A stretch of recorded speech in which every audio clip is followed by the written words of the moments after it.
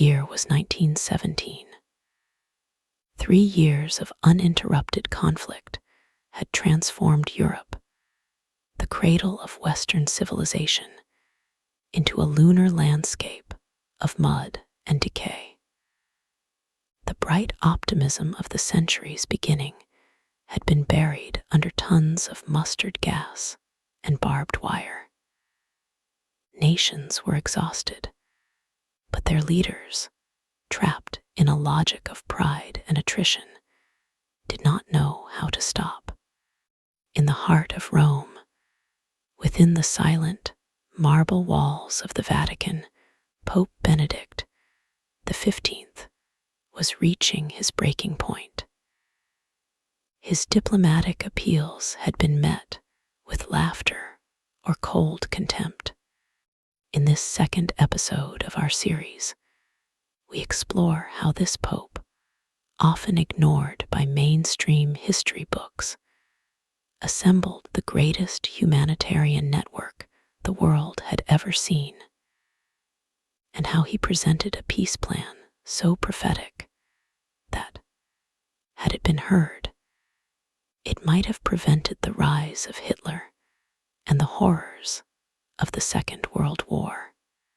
While the empires used their vast railway networks to transport cannons and fresh troops to the front, Benedict decided to use the infrastructure of the church for a different purpose. He realized that the greatest suffering of the war was not just physical death, but disappearance. Millions of young men had vanished into the chaos of the battles.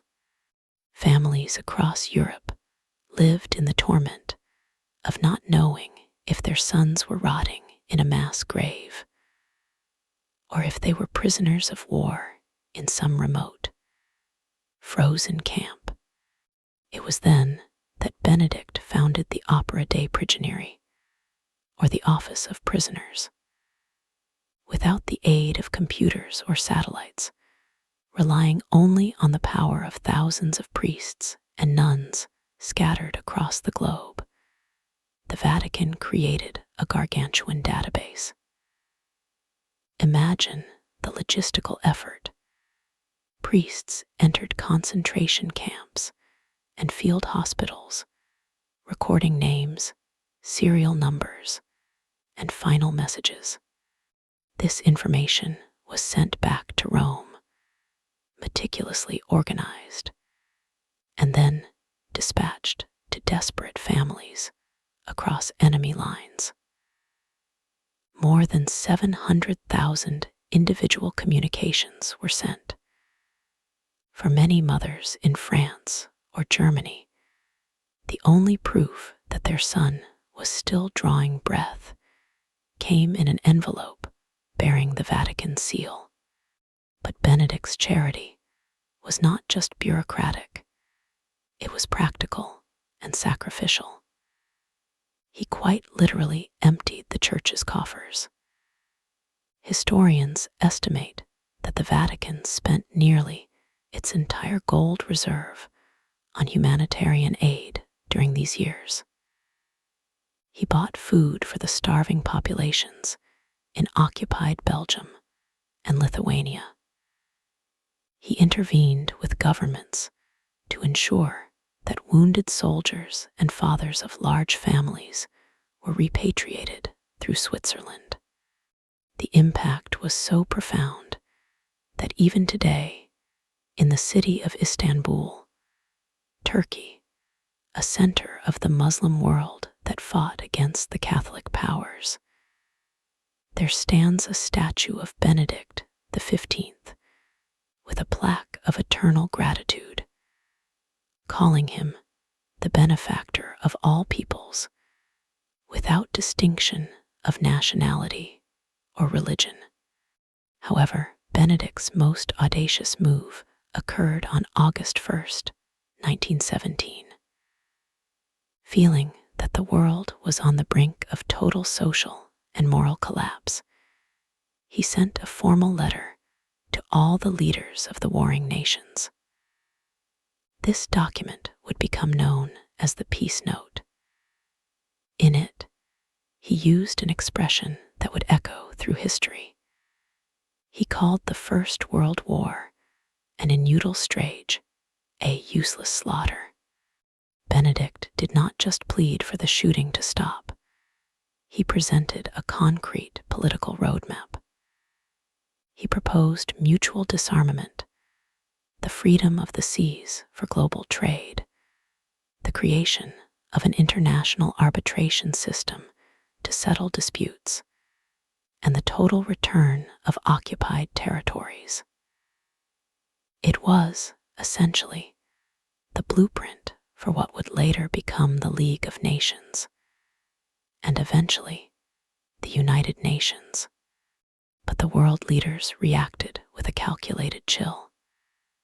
United States President Woodrow Wilson, who would later be hailed for very similar ideas in his 14 points, largely ignored the Pope, believing that peace should be dictated solely by secular democracies. German generals felt the proposal was a sign that the Pope was being manipulated by the Allies. The French, for their part, hated the idea of a peace without vengeance. The result of this collective arrogance was the Treaty of Versailles in 1919. The war finally ended, but in a way that Benedict XV deeply feared. The Vatican was explicitly forbidden from participating in the negotiation tables. Under pressure from the Italian government, Article 15 of the Secret Treaty of London was invoked to ensure the Pope had no voice in the New World Order. Benedict watched, helpless, as the victorious powers humiliated Germany and redrew the map of the world with rulers and pencils, completely ignoring the cultural and religious identities of the people on the ground. He predicted, with terrifying accuracy, that a peace based on punishment rather than reconciliation was merely an armed truce. He told his cardinals that the seeds of a new and more terrible war were being planted at that very moment. Benedict XV passed away in January 1922, a victim of pneumonia. He died in a world that was beginning to flirt with radical new ideologies. In Italy, Benito Mussolini was preparing his march on Rome. In Germany, a young corporal named Adolf Hitler was beginning to find his voice in the beer halls of Munich. The legacy of Benedict XV is that of a man who transformed the papacy. He moved the church away from the political isolation of the 19th century and positioned it as a global moral authority that cares for human suffering above national borders. He was the Pope who tried to save the 20th century from itself, but who was silenced by the noise of human ambition. In our next day's schedule, we will move forward to the pontificate of Pius XI. We will see how the Church, now without the shield of Benedict's diplomacy, had to face the rise of the two greatest monsters of the century, fascism and Nazism. The clash between the cross and the swastika was about to begin. Subscribe so you don't miss the next chapter of this epic story.